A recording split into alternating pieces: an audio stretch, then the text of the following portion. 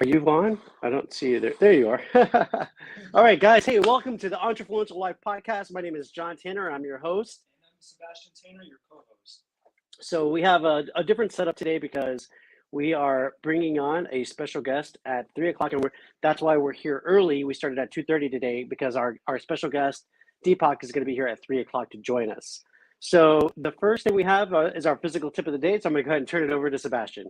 All right, so I just got to pull it up real quick.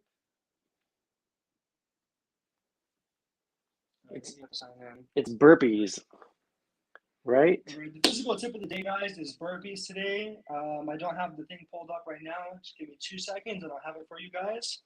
There you go. All right. So this is number 7 on our list of 10 strength, performance, and conditioning exercises by the American Sports and Fitness Association. So pretty soon we're going to be done with this. We're on the 7th one right now. We've got a couple left to go, and we'll start pulling some more information elsewhere. So for today, it's burpees. Burpees are included in most dynamic movement or plyometric strength and conditioning programs. It is an excellent combination of push-ups and jumping jacks, giving you a full body workout. It helps to improve your cardiovascular endurance, and it also helps to burn fat. So for me, burpee, I think it would fit under the plyometric category because plyometrics is a lot of jumping around.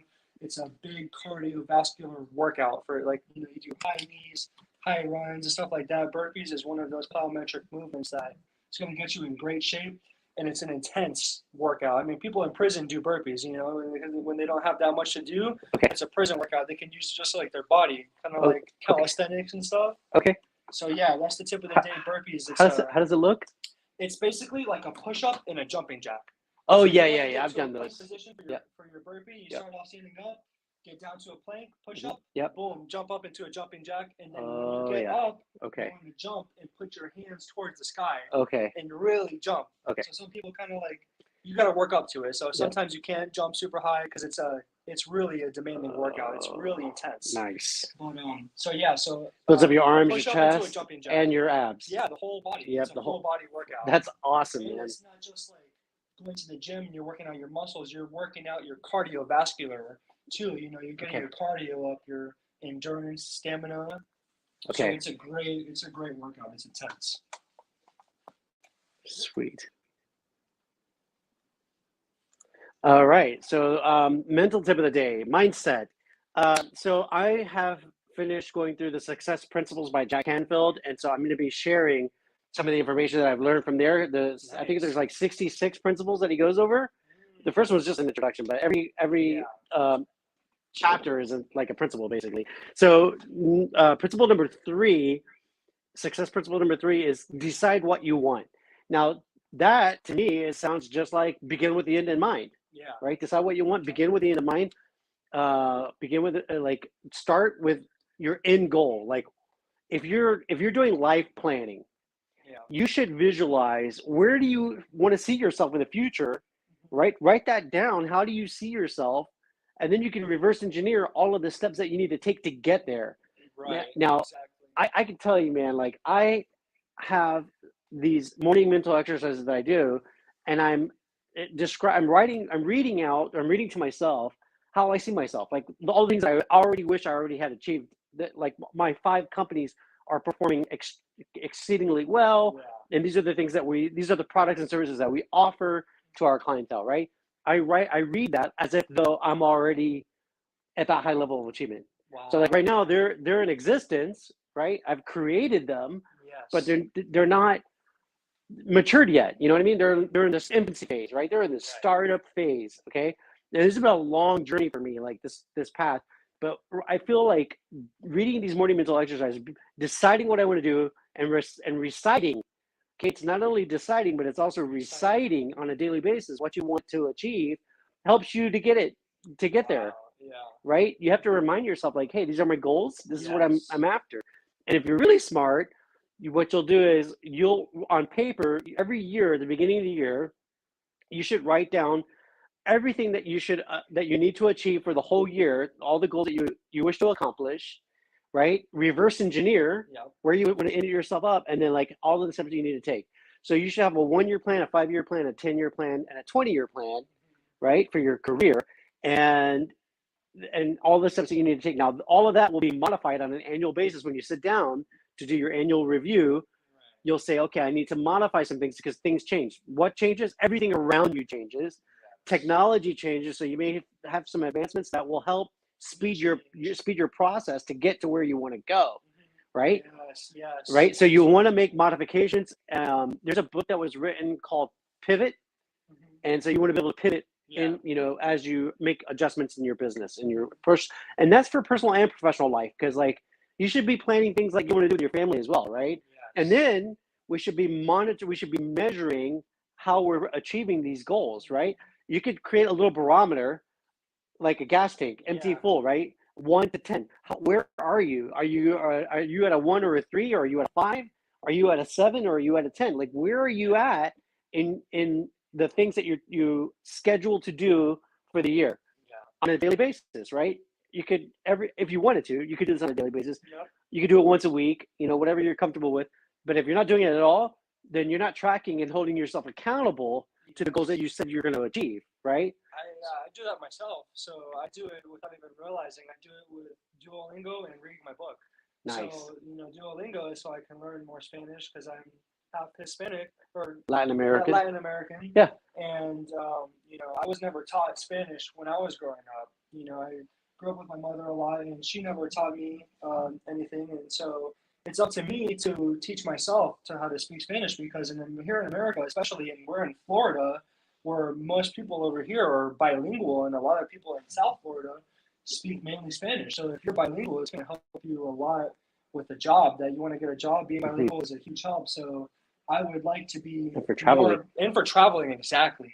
So I would like to be fluent in Spanish. I know just enough, but I want to know more. And so I write down on my notes on my phone, I write down the checklist of the couple things each day that I want to do, just at bare minimum. I want to at least get these things done. And 2 of those is Duolingo, studying my Spanish lessons, and then reading my book. At least if it's just a chapter, and however much I read, and I check it off. That way I can see kind of like my gas tank. Now it's not empty. Now it's starting to get on a quarter tank. Yeah. Now I'm getting a couple more things. Half a tank. And then more things, it'll be a half tank, a full tank. Yep. That's how I feel more now. So I didn't realize, but I was doing exactly that. I was gauging my barometer, looking at my tank to see. I was feeling pretty empty. Now I start to do the stuff, and I keep myself accountable for if I'm doing it every day. And the more I do it every day, that also makes me feel better too. 100%. Duolingo lets you set a streak. You can get a streak on there for how many days that you I do the same thing with my headspace for meditation. No way. Every day. Yes. So, and I like it because it sends you these little it's called gamification. Have you heard of that? Yes, I have heard of it. Yeah, gamification. Yes. So like we love to be like receive accolades, awards, achievement. Exactly. And so that's a form of achievement. It is. Yeah. It gives me a notification like, okay, you did your week. You're making progress.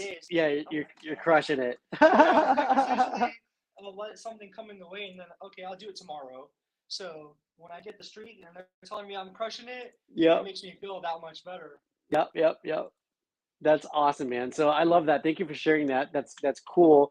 And we'll talk as we progress through this season. Exactly. Maybe we can provide some, like, we need to create our resources page and provide a barometer list, right? Like of things that they should be checking: your physical, your mental, your spiritual wellness, mindset, meditation, and you could track yourself, like at least once a week. Track yourself. Exactly. Give yourself a score, and then we should come up with prizes that we can give to our audience, right? For like, hey, if you're crushing it, you're achieving these goals, you can upload it to our Facebook group, right? And then we'll send you a prize. Yeah, maybe a gift card. Something like surprise. That's a great idea. Yeah. We're gonna do that. Okay, so that's cool, man. I love that mental note. Yep. So and then you guys, our audience, can hold us accountable to that. Yeah, absolutely, man. That'll be so much fun. I love that. That's a fantastic idea. I agree, man. It happens every now and then, I'm not calling myself a genius, but sometimes I surprise myself, man. All right, so we are moving on to the spiritual tip of the day. Right. And we did Book of Job last week. What are we doing this week? Today we're doing the Book of Psalms. Songs? Yep. Wow. Nice. Psalms. Psalms and Proverbs. A really great summary of the Book of Job. It was, man. So this week I like everyone. I like every one of them. That's the one thing I like about David Jeremiah is that even though he's from a different generation, I can still relate to it. Which is great. And I'm at my attention span and everything, like it's probably far down compared to the other generations. They can go into church and the way that they would give their lectures. Oh, no, trust me. When I was young, I had a hard time focusing too. Okay. It's an age group thing. Like, when you mature, well, and then plus, of course, like, if the more time you spend in college classes and you have to focus, you get used to the lectures and stuff. And we had less distractions, back then. Like, we had cell phones, but they weren't like fancy like they are today. So distracted. Right. And everything's short bursts. TikTok, so a minute videos. there's, has shrunk a lot. Exactly. It has, but I think it's a contributing factor. I think there's multiple variables there. Exactly, yeah. But he's great. He's easy to read. Easy to read, easy to understand. He gets to the point. Which is what we want, man. We just want practical advice, Yeah, I know. He's my role model too. He's awesome, man. He delivers exceedingly well. He's my favorite pastor. He's I wanted to give credit where credit is due. 100%. So today is the book of Psalms. The ancient Hebrew title for this book is Praises. The word Psalms comes from a Greek word meaning to pluck the strings, indicating the 150 units in this book are songs. They are poetical, theological, emotional, covering almost every life condition imaginable. In some of the Psalms, the writer is battling despair.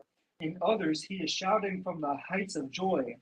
This book was compiled over time in 5 great sections. Book 1, Psalms 1 through 41. Book 2, Psalms 42 through 72. Book 3, Psalms 73 through 89. And Book 4, Psalms 90 through 106. Book 5, Psalms 107 through 150. The ancient Hebrews knew most or all these songs by heart and sang them in their worship, in their synagogues, in their homes, and in their travels to Jerusalem for the great festivals. Many of the Psalms are attributed to David, who established the liturgies. Mm-hmm. Who established the liturgies and forms for temple worship in Old Testament days. All believers need songs in their hearts. God created music as a gift to us.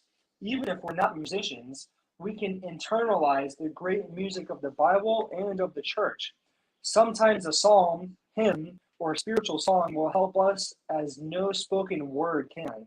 Having a collection of lifetime lyrics is critical for spiritual health. The Psalms are ideal for memorizing, and a mind filled with verses from this vast collection will be tuned to sing God's praises.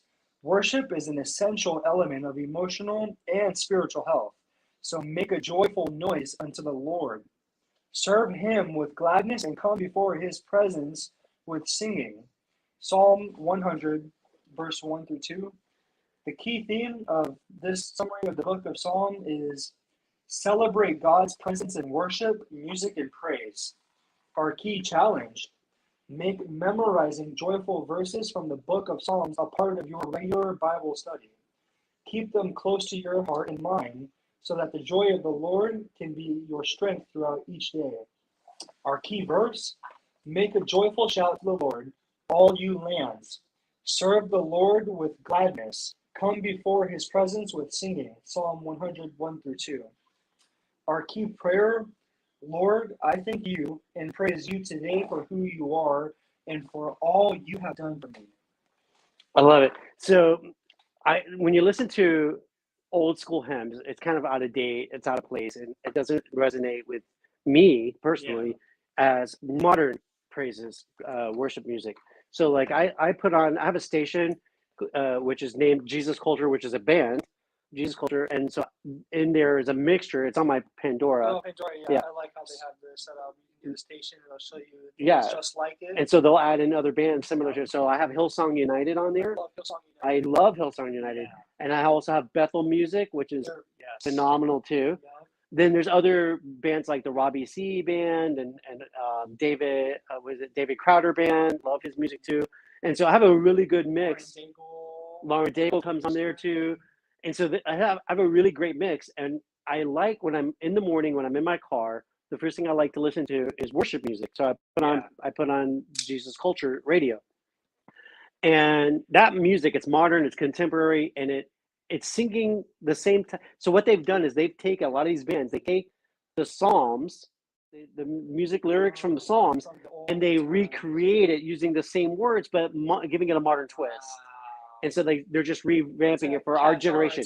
In the Bible, if I read and reading the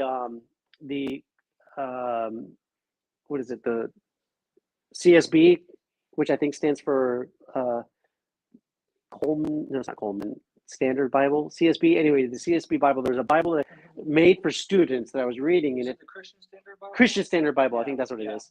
Christian Standard Bible, and it was talking about, it was the Holman Bible, Holman Bible.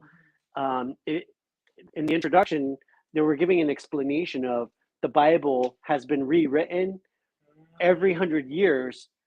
It's been like it's continuously copied over and over again, but so you have all these different variations, right? Like the CSB, the NIV, the New King James Version, the Old King James Version. All of these different iterations of the Bible is taking language, because language evolves over time.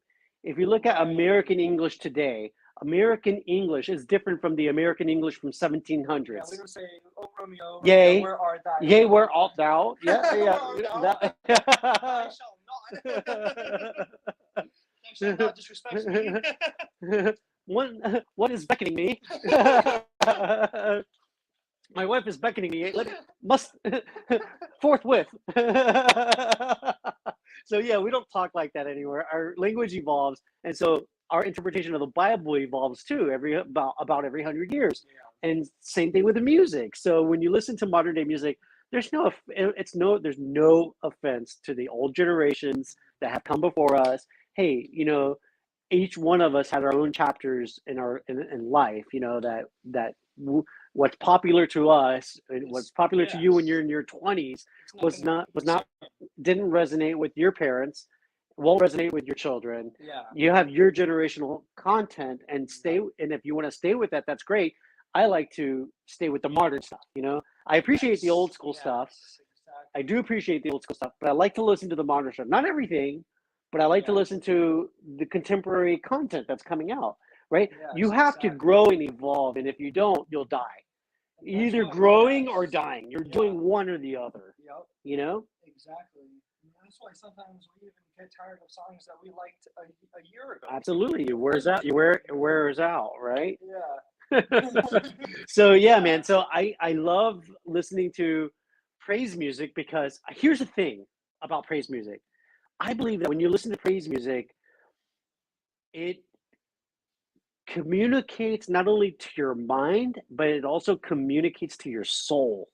There's times where I'm listening to Christian music and I get chills up my spine. Now I read somewhere this is like the chakras, and so so I think that there's this thing, the 7 chakras or something, and then there's I read somewhere about when you reach a high level of consciousness, like a high level of meditation, that you will feel this tingling. I don't know what they called it, like a snake or something, like some kind of tingling going up your spine, right? A tingling in your spine. Now I felt that tingling in my spine when I've been in praise worship in church, singing gospel songs. I felt that tingling in my spine. So I don't know if that is the same thing that these ancients were talking about, this spiritualism, but I can tell you for sure I've experienced that feeling while singing praise music in church. Yeah, it's intense, man. So like if your heart is there, like connecting with God, and because as a Christian, God lives inside of us. We've accepted the Holy Spirit to come and live inside of us and to guide us in this journey of being light to the world, which is our mission. Be a light to others, be a light to the world, love one another, love God with all your heart, mind, and soul, love one another as you love yourself. That is like, treat others like you treat yourself.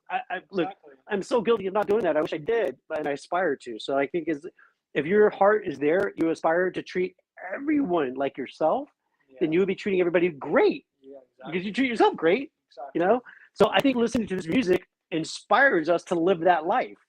Absolutely. You know what I mean? Like I'm all in, Yeah. And so it's a great feeling. And if you don't, and here's the thing, man, like if I go, this is helpful to you, right? If I go a long period of time without doing it, then when I put it on, it doesn't resonate with me right away, and I feel like, I'd rather listen to my jazz music or whatever, you know. And I feel like, you know what? That's a barometer. We just talked about the barometer. I feel like my gas tank on spirituality is low. It's as the lowest as it can become, and that's my spirit telling me, John, that's because you're not living in the fullness of the spirit, and you need to plug in on a daily basis so that you can get into the fullness of the spirit. You know what's interesting? Uh-huh.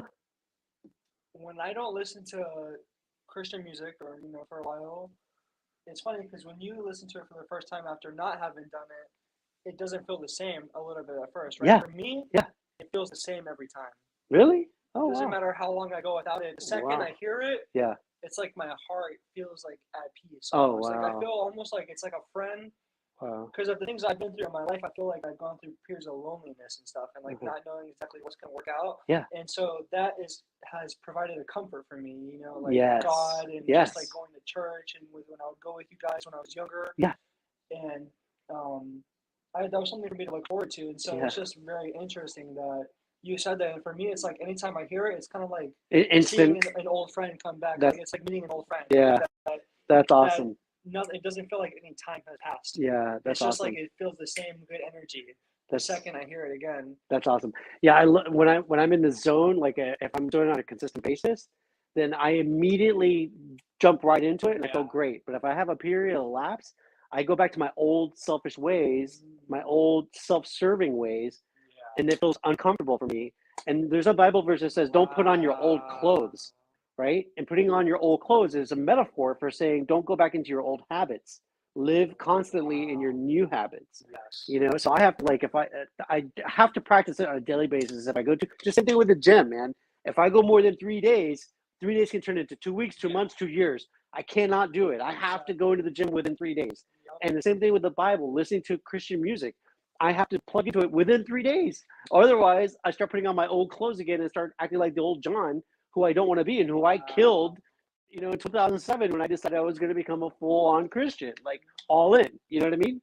Yeah, that's what happens to me with the gym too. When I don't go into it for a little bit, I'm a habitual person. So I do something every day. Yeah, whether it be a good habit or a bad habit, right? One of them's going to control you. Exactly. I get used to it. So when I start going to the gym every day, I'm in it. When I stopped, there was a period when I was moving from Massachusetts, when I came down here. Yeah.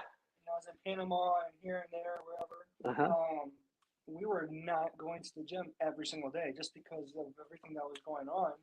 And once we came here to Jacksonville, it was hard to get back into the routine. Yeah. It was hard. I felt it. I didn't feel like going anymore. Yeah. Actually, I'm going to share this with everyone. I didn't think I would work out again. Wow. After I took that one pre-workout and I was sick for like a week and I had the flu, yeah, I didn't think I was going to lift weights again. Wow. By the way, I used the last of the pre-workout, I think, That's today. Fine. I'm glad you did, because that stuff, I tried it again. So didn't resonate with you. Pre-workout doesn't work for you once, twice. Don't do it a freaking third time, man. Yeah. I did that. And every time I took it, I felt weird. Go get into another one. Internally weird. So if it doesn't work for you, get another one. I'm glad you enjoyed it, because that was going to be a waste of money. So I'm glad that you made it work. Oh, man. Deepak's here. Hey, Deepak, how are you? Good. How are you guys doing today? Fantastic. It's thank you so much for joining us today. Sebastian was just wrapping up. We were talking about taking a pre-workout drink before going to the gym, and he was trying a different one that he hadn't tried before, and it made him sick. So he's like, yeah. He tried it at the same time, made him sick again. He's like, that's it. I'm not doing that one again. I had no problems with it, but our biologies are different, right? So like we could take a absolutely. It could be different, totally different. Well, thank you so much for joining us today. And I am so excited about diving into this information that you have about anti-aging. And I saw that you had like this handout that you have available on your website that talks about 7 different things that we can do for anti-aging and longevity. So I would love to walk through each of those 7 steps with you, if you don't mind, if that would be okay, or we can follow your track if you have something else in mind. No, whatever you guys want to talk about. I love to talk about anti-aging and longevity and health in general. So wherever we want to go, it's awesome. Well, I think our audience is getting a lot of value about this content, and I know I sure am. So I'm kind of selfishly doing this so I can learn too, because I'm already going to be 50 next year, so it's on my mind. So, how about let's start with mindset and motivation. Yeah, How my take does that on impact aging? yeah, so my take on it is that and it's certainly on my part of my journey for sure, and certainly with many of my clients, or actually all of my clients, if you don't have, sort of like, why are you reaching any goal, whatever it might be, including anti-aging and longevity? If you don't have that really dialed in of why you want to do that, I don't think you're going to be successful. Anyone can try something new, say change some habits, whatever it might be, for 3 months, 6 months, maybe 2 years by sheer willpower. But how long is that really going to last? That's going to be a drain on you.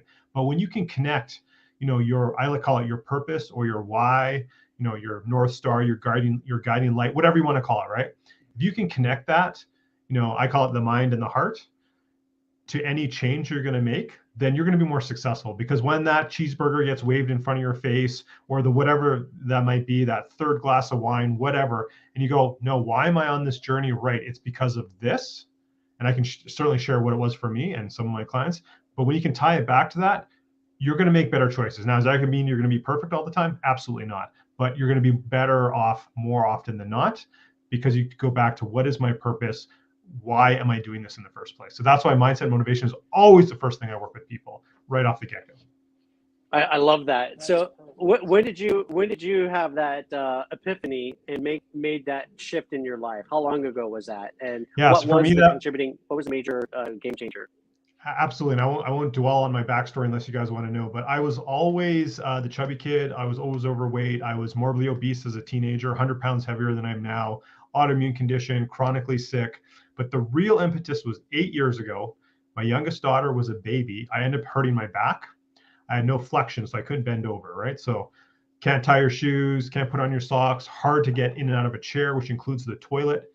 But I could not pick her up out of her crib. A few-month-old baby, I could not bend over to pick up my daughter out of her crib.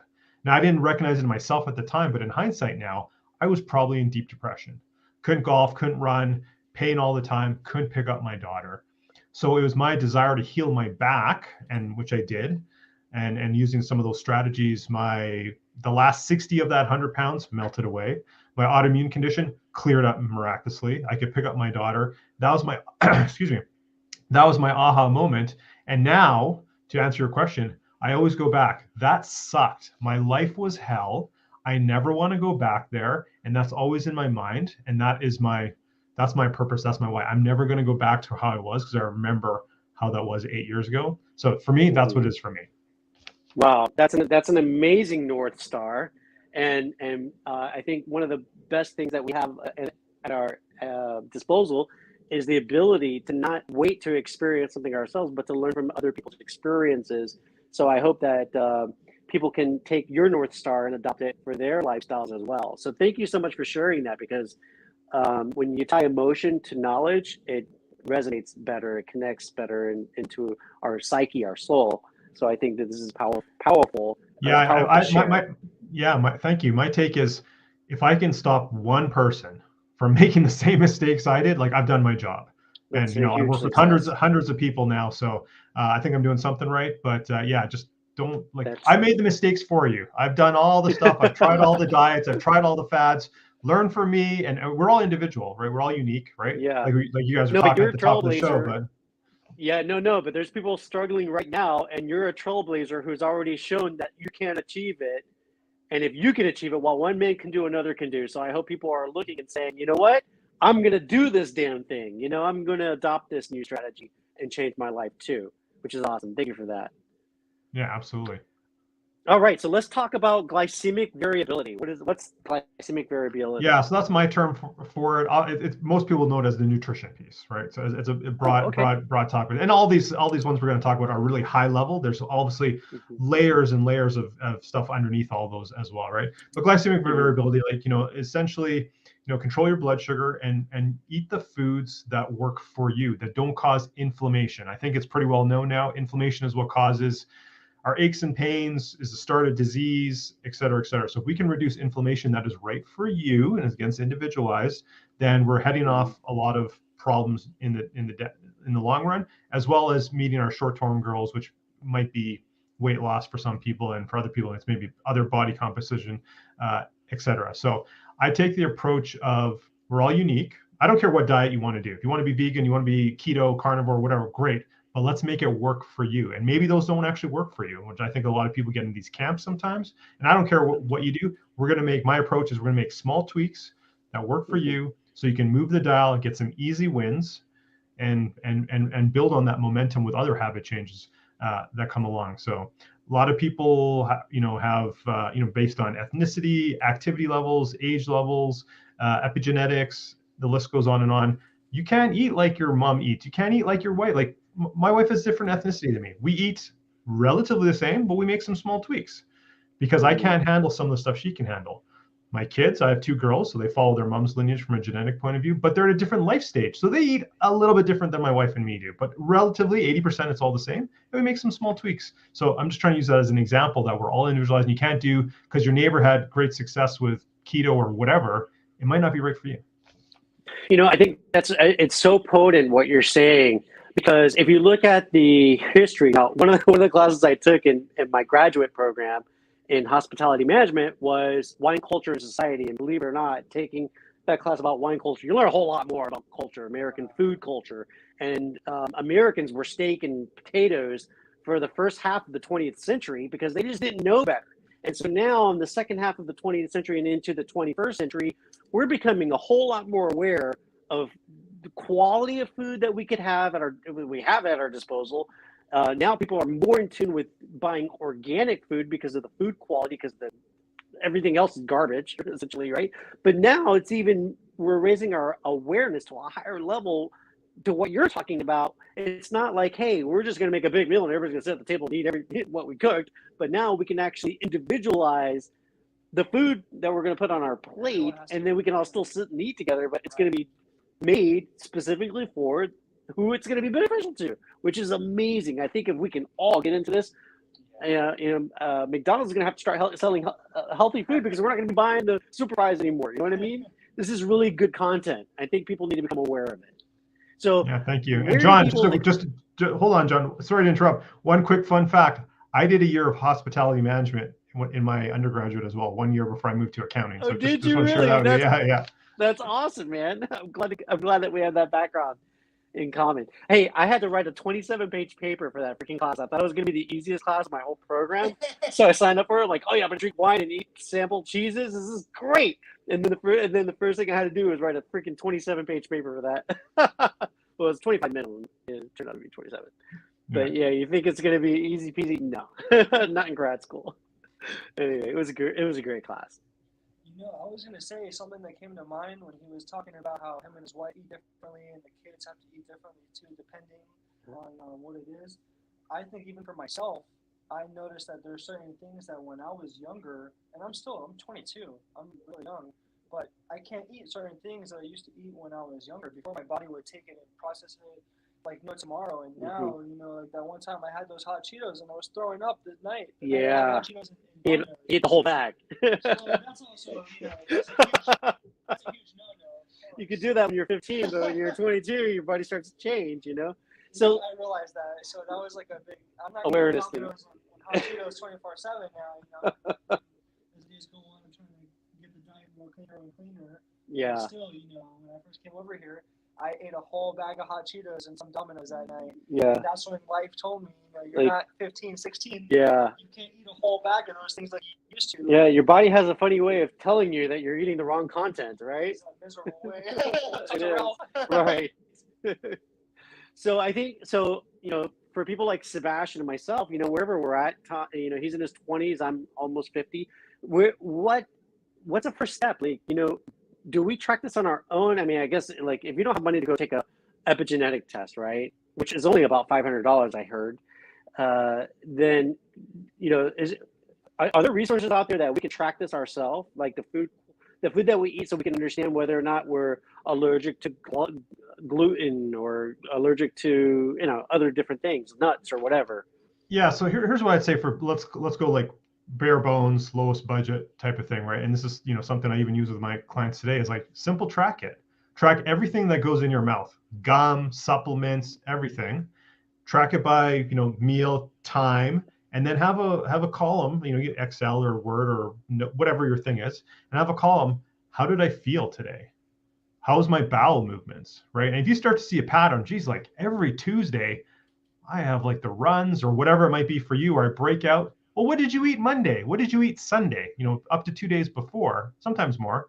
Oh, every Sunday we eat this. Yeah, every Tuesday I have this. Maybe there's a correlation there. And just to start people to become aware of that, and then you can make your own decisions. That's the lowest thing. You can do that on your own, right? There's apps, easiest. There's apps and stuff like that that give you some, but you know, there's some inherent flaws in some of those too, right? But yeah, no, this is practical advice that anybody can do, and awareness is key. And you can't have awareness without doing measurement, without writing it down. What's going on? What are you eating, and how do you feel? Listen to your body. absolutely. That's awesome. Okay, let's talk about movement and exercise. Now that is broad, right? We can have different forms of movement and exercise depending on our age and on how fit we are, or you know, are we starting at the bottom and we got to work our way up? What do you have for us for movement and exercise? What do you tell your clients? Yeah, so again, it's very individualized. So where are you at in your stage of life, and what are your goals? But number one, Homo sapiens were meant to move. We're meant to walk. So everyone just walk a little bit, as much as you can, as much as you get into your day. There's no magic number, the 10,000 step thing. That's a great benchmark. That's great thing to strive for. But that scientifically, that's nothing. That's a made up number, actually. But you know, just start to move. And you know, we live in the sedentary lifestyle. I'm sitting at my desk right now talking to you guys. You know, you got to get up and move every 45 minutes, hour and a half tops, and stretch or just move a lot. And again, just depends. What are things you enjoy doing? Like, you know, or get back to something you did as a kid. I love riding my bike, but I just, you know, like ride your bike then. It doesn't have to be a race. Yeah, You're not man. in the Tour de France. Just do whatever. Yeah. The other thing I think a lot of adults specifically is they've lost that element of play, right? It's like, yes, you know, you have kids, you have grandkids, and like they're running around, like play tag with them. You're not where you were 20 years ago or 30 or whatever, but just have some fun. Play a game of soccer at your best of your ability and just get out there and do things. So it really depends on what your goals are, life stage, what you want to do. You know, I have two girls, and they're young, so they're into dancing and princesses and all that stuff for the most part. So yeah, we get silly, we goof around and whatever. And it's movement, right? It's not like something I'm intentional, like, oh, how many hours of dance, how many minutes of dance did I get to? Like, I'm not tracking that. I'm just having fun. I'm just moving. I love that. I love that. That's awesome. You can go kayaking. You know, you can do martial arts. I'm doing Tai Chi now. Awesome. You know, Tai Chi's awesome. Yeah. I love Tai Chi. I love it. And then Tai Chi, Keanu Reeves. Yeah, he's huge into Tai Chi. Yeah, there's so many people I know. That's I haven't seen that yet. Yeah. All right, so let's move on to the next section, which is stress mitigation. Yeah, so stress mitigation, you know, essentially, again, there's a lot of things in all of these topics we're talking about. You know, I think the number one is like, you know, sleep, right? If you don't sleep, you know, arguably sleep is the number one thing for our long-term health, right? You need to get adequate sleep. Your body needs to recover, you know, but it's also, you know, just, you know, managing your emotions, doing breath work, you know, that sort of thing. I've taught my kids when they start to get a little amped up. And again, my kids are young, so you know, the littlest things is the end of the world to them, right? Just like take a breath, breathe through your nose. You know, our noses were meant for breathing, our mouths were meant for eating, right? Not the other way around. Obviously, most people don't eat through their nose, but you know, too many people are mouth breathers. Right? So breathe properly, sleep properly, and you know, and you'll be amazed at how much more resilient you are, how much more energy you have, and how you know you respond in your relationships. You know, obviously there's a lot of overlap in all these topics we're talking about, but you know, if you didn't get the sleep that you need for your body, and you're just a little bit on edge, and then somebody at work or a personal relationship just says that little thing, and then you lose it, like, is it really them or is it really you? It's your response to them, right? So that's something I just like make people aware of. Part of the stress relief too, and it kind of moves into movement, overlaps to movement. Is like, how are you recovering? Right? Like that's one thing to go, you know, to the gym and do whatever your thing is we just talked about in movement, but how are you recovering? So sitting on the couch is not recovery. You know, it's active stretching. It's maybe doing a sauna. Maybe it's doing an ice bath. Maybe whatever it is for you, doing balance work, you know, whatever it is. So just, you know, just de-stress, you know, your body. And there are a lot of different ways, but, you know, sleep, breath work, top two things for me. Oh. I can't hear you, John. Sorry.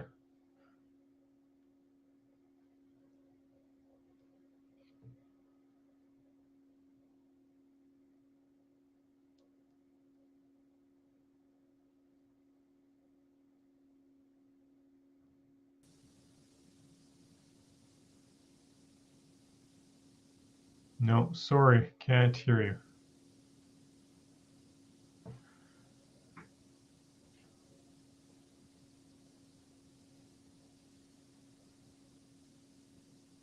Okay, I think you just have to get me back Oh, on. there we go. I got you guys now. Okay, perfect. All right, so have you heard of Headspace? Yeah, I've used Headspace in before. Yeah, meditation is part of that as well. Yeah, I kind of actually lump that in motivation piece of mine. But I mean, again, these overlap. There's a lot of overlap in these. Actually, when I first started meditating, I started with Headspace. I moved to a bunch of different apps. I got to the point now where I can do a 20-minute self-directed myself, and I don't need an app anymore. Okay, so for people who are just getting started, though, they might be able to use Headspace. Like I use Headspace. I love it for my meditation. It's guided meditation. So like if anybody's interested in getting something to start with, they could go to Headspace and do that. And it's has video clips and a lot of resources like for sleeping as well, which I don't even use. I just use it for the meditation portion, and I watch the like 7-minute video clips of whatever positive message that they want to share. I have my own positive affirmations that I do, but I think that's one useful tool that people can use if they're just starting out with meditation. That's awesome that you're at a higher level where you can just do it on your own.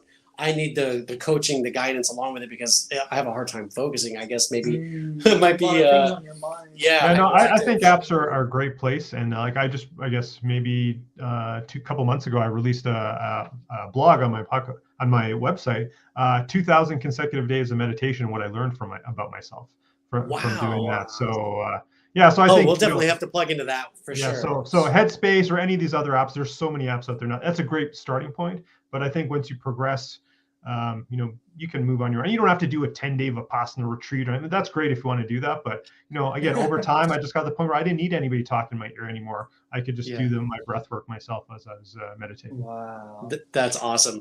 I first learned about meditation, really learned about meditation when I was 20 years old. I was taking a class called Human Relations at Miami-Dade College. And Professor Johnson talked to us about meditation. He had us practice it and do some breathing activities. And it just didn't... I couldn't say, man, at 20 years old, I was running all over the place. Like, it just wasn't sticking. But now it's part of my daily routine. All right, what about environment? Yeah, so many people, I think intuitively kind of know there's like pollution and there's a lot of stuff in our, it's only gotten worse and worse. Like we've dumped so many billions of pounds of chemicals into our environment, over the last 40, 50 years. But then it's also, what are we putting on ourselves? And I like to say, if you're not willing to eat it, why would you put it on your skin, your body's largest organ? So it's just about making people aware of not only their natural physical environment, but also the products that they're using, that they're maybe potentially and more than likely slowly poisoning themselves by using, care products, the shampoos they use, et cetera. So just more of an awareness to make people aware of that, and then how that relates, right? If your body's under stress from heavy metals because of your products, maybe there's a reason you're not losing weight or whatever your goal is, because you're putting your body under stress. How can it deal with this when it's dealing with this other stress? So just kind of make people aware of that. That's absolutely necessary for people to understand, because even for myself, I noticed a small example is that I had a really bad dandruff problem, and I still have it. And I was using this dandruff relief shampoo that there's something in it, the chemicals in my body doesn't like it. It was making it 2 times worse than it already was. I never had dandruff this bad in my life, and I was using that dandruff relief shampoo, and it was doing the opposite of it for me. I didn't know what was inside of it, but that's what was making it worse. And I was questioning, what am I doing? Am I wearing hats? Is my hair too sweaty and I have a cap on all day long? My mom would tell me that. And little did I know that it was that actual shampoo, the dandruff relief shampoo, did the opposite for me. Yep. Are you still using a different type of shampoo? I use a different now. It's starting to go away. There's probably some sorry, go ahead, John. Hmm? Go ahead, John. Go ahead. No, I was just saying there's probably some organic. I use biotin for shampoo, like a biotin shampoo, which is supposed to help regrowth of my hair. But you can see there's still some there. It might be working.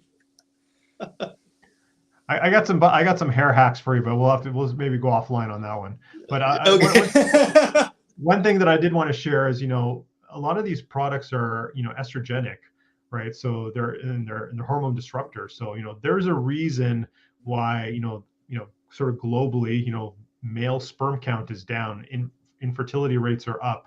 It's because of these types of products. So, I just, again, part of my program is just like making people aware, like, do you really need to use the dryer softener, those bounce sheets and stuff like that? Oh, like yeah. maybe you just use wool balls, that aerates the dryer, just the little things like that. Yeah. Okay, so number 6, don't do stupid things. And what is EMF? Electromagnetic Fields. Yeah. Fields. Okay, Yeah. so what, like cell phones? Yeah, cell phones, towers. It even can be, just poor wiring in your house. I was actually having this conversation this morning with a friend I hadn't talked to in a while, and I only do this for local people, and I work mostly all around North America. But for people who are local to where I live, I take my EMF meters to their house, and I'll not only check the electromagnetic fields, but also check the electrical too.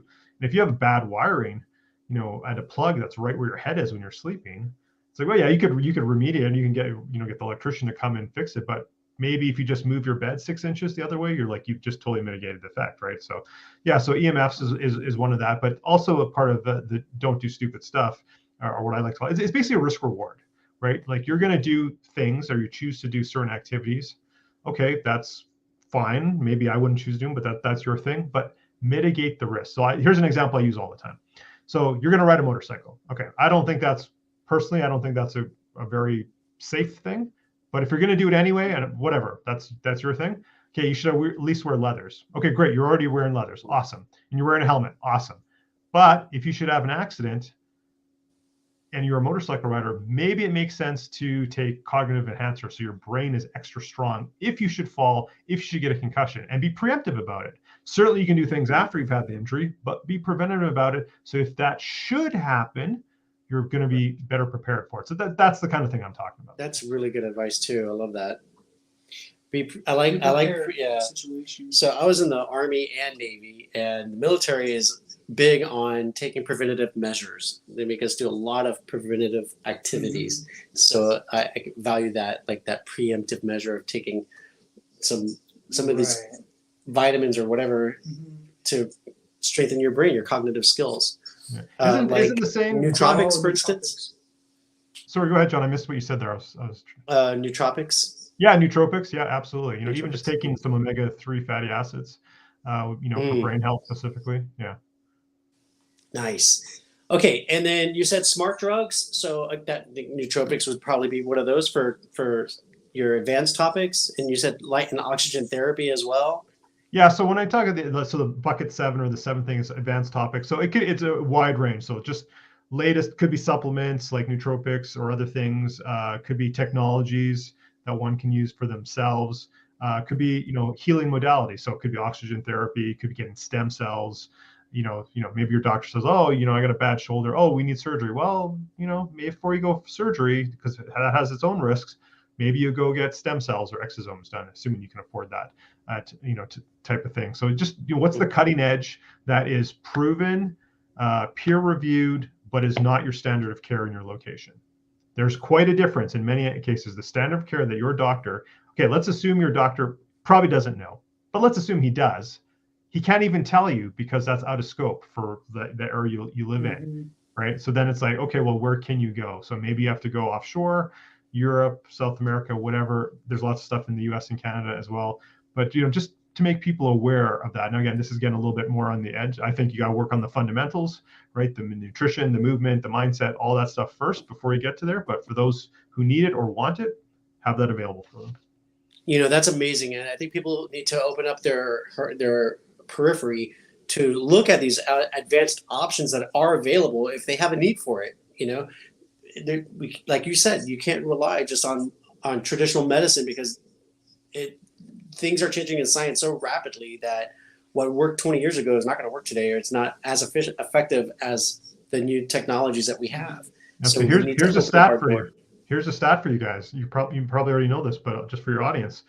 By the time it takes from something to be, double-blind controlled, peer-reviewed, repeatable, this is the new standard, this is the new methodology, to get to the frontline doctor, 17 years on average. That's a whole generation of people Wow. who are missing out on the latest cutting edge, right? So that's kind of where Wow. someone like myself sort of just falls in to get, again, those fundamentals, but help Mhm. direct you to what you really need. That opens up a window of saying, we need to judge how we're doing things. We need to re-examine how we examine the medicines that we have available, the treatments that we're creating, because the old way of doing things isn't working. Information is coming at us so rapidly that we need a faster process to try things out and put it out there into the marketplace. Mm-hmm. Yeah, one thing, you made me think of something. So, the old things aren't working anymore. We have new things. It's very interesting that some of these ancient modalities that have been done for thousands of years, right? And then we kind of went to this Western model. I'm using air quotes here, right?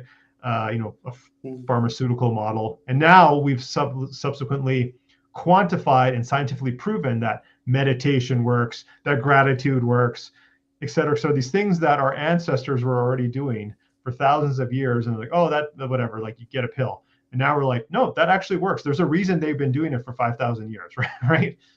Absolutely. That's so cool. The problem is that medicine has been turned into a business as well, right? So, I mean, hey, there's pros and cons to that. Absolutely. Yeah. I But think we have to be smart about our own personal treatment, right? We are our first line of defense. So we've got to pick and choose who you are have to be your sources best of advocate. therapy. You have to be your own advocate. Yes. Right. Be our own advocate. Yep. Yes. Yep. I love that. Well, man, you've shared so much amazing content, but I want to ask you one more thing. Do you have any like special protein powders that you use? Do you have a special shake that you drink in the morning or in the evening? What is your day-to-day routine? Absolutely. So I get up. It depends on the day of the week and what's going on, but this is a typical day. I get up. I'll do a little bit of work. Before I even have anything. I'll have a glass of water or a sip of water. Do a bit of work. Then I get ready. I get my dog up and I take him for a walk. Then I make my coffee. I'll make a bulletproof coffee. I'll have two of those. Then do a bit more work. Get the kids off to school, meetings, etc. And then somewhere around, it again depends on the day, and I'll have two coffees. Between noon to 2:30 sometimes is when I'll finally have breakfast. So I intermittent fast. Oh, so you fast every day? I fast every day. I have to, so again, intermittent fast, some 16, 18 hours, somewhere around there. Then, do a bit of more work. And then sometime in the early evening, the kids come home from school, et cetera. Then I'll go and I'll try and fit a workout in there. Sometimes it's the morning. Usually it's in the afternoon when the kids are at school. And then in the early evening before dinner, I'll go have a sauna, do my meditation, do my gratitude practice, have dinner, and then it's family time. For the most part, sometimes I have to, catch up on a few things or whatever. And then I try and get to bed, sometimes not as early as I need to or as I want to, but, still relatively 10 o'clock at the latest, I try and get in bed. So that's pretty much my daily. I mean, there's supplements thrown in there. I kind of tend to have a more higher fat, not a ketogenic diet, but like a low carb diet is typically what I personally, and again, that's different for my wife and my kids as well. And there's some supplements in there. Sometimes I do protein powders and shakes if I need something on the go, or if I have a long day of meetings, I'll just I can make a big thing and then sip on that for 4 hours if I know I'm not going to get a chance to make something. So yeah, it varies. It varies. Nice. That is great. I love that you use the sauna. I love the sauna. And I was going to ask you, because this is one thing I think it does to benefit me. I think it does for everyone, but for me personally, I find that it's a huge stress reliever and just anxiety reducer for me. Going into the sauna, I come out and I feel much more relaxed than when I went in. Do you find that it does the same thing for you? Yeah, absolutely. Yeah, absolutely. I stack it with my meditation as well, right? So I'm doing both in there. But yeah, just warming up your muscles. So even if there's some tension, a physical tension, yes, you're fully going to relax. You're probably, I don't know what you're doing in your sauna. I mean, you could be just as stressed in your sauna if you're checking social media or whatever, the news. Don't take your phone there. Don't take your phone in there. But, definitely in those heat shock proteins, you're detoxifying, right? That's hardly some effect. Sweating out the toxins. Sweating everything out. So yeah, I do it every day that I'm home. I do it. That's wow, awesome. That's great. I want to be able to do the sauna every day. Again. We need to talk to the board of directors here and get a sauna in here. Get a sauna in our club. I have a full spectrum infrared sauna, and I really love it. Yeah. Wow, nice. That's the goal right there for me. I want to have that in my house. The house that I want to buy in Houston has a sauna. Oh, it already has it in there. Yeah. Wow. Yeah. Do you guys do you combine it with cold as well? No, but I was just listening to Dr. Mark Hyman earlier today, and he said that's what he does is he does the sauna and then he takes a cold bath. Oh, really? Right afterwards, I've done the ice bath before a couple times. Yeah, that's what I do. I go have a cold shower right after I get out. Yeah. Really? I take a warm shower, but then I shift it to the cold water for just a few minutes before I jump out every time. Yeah. I live in Canada, so 9 months of the year, it's like you just have to go outside with your jacket on, and you're already doing cold. You're already doing cold therapy, right? So let's go visit. Just go stand outside for a couple. We'll go visit Deepak. Yeah, we'll go visit him over there. You know? Hey, I got a spare bedroom. If you guys don't mind sharing, I got a spare bedroom. So that's awesome. Of course. Hey, well, we're in Jacksonville, Florida, so we'll do the same thing, and we'll give you Sebastian's room. Yeah. Awesome. Whenever you want to come to Florida. Awesome, man. So where can people go to find out more information and to download that guide of yours that you sent me that I downloaded? Yeah, absolutely. So it's deepaksanihealth.com/freebie. So my first name, my last name, health.com, FREEBIE. And I'm sure you guys will put in the show notes and that kind of stuff. So yes, absolutely, we will. Yeah. And if I could just share one more thing, would that be okay if I share one more thing really quick? Absolutely, please do. Yeah, so I have I started a new group coaching program. So I always worked with people individually, but I realized I needed to, I wanted to touch more people. I want to make a bigger impact in the world. I feel that if the person I work with can make even a couple changes in their life and be a better person, have that better relationships, not get as angry, much, whatever the case may be, that is a minimum trickle effect to their immediate family, if not greater, their greater community, their workplace, et cetera. So I realized I needed to touch more people. So I went to the group model, which I just started, early this year, and I'm sort of in the first pilot, if you will. But come April, I have a full launch. So I'd love to have some of your audience join me in 10-week program. You get the first, we talked about the 7 areas of my program, we touch on the first 5. And I'd love to have some of your audience join me there. So follow me, get the link, you'll join my mailing list, and you'll hear all about it when it's upcoming. Outstanding. Amazing. I'm sure our audience would love to be a part of that. I know I do too. Yeah, we'll join. Okay, we'll touch base afterwards. We'll touch base afterwards. Yeah. Awesome. Perfect. All right, Deepak, thank you so much for joining us. And thank you so much. I appreciate it. Watches this video. We appreciate you gues being a part of our Entrefluential tribe. Mm-hmm. And please go check out Deepak's information, the download available at deepaksanihealth.com/freebie. It'll be in the show notes for you guys. And as we always like to conclude our show, go out there and amplify your message. Absolutely. Thank you guys. Appreciate it. Thank you. Have a great one. We'll talk to you soon. Bye. All right. Bye-bye.